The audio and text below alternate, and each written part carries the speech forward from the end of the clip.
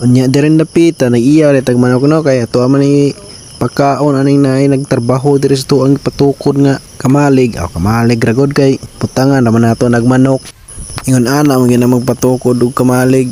balay ba dia na magud tay ihawon dia baka bayo baboy nya kay wala man tay baboy manok lang itong ihawon dia no nya tiya ay namo katingala dia nga medyo hiwi pa gyud ang mga haligi dia kay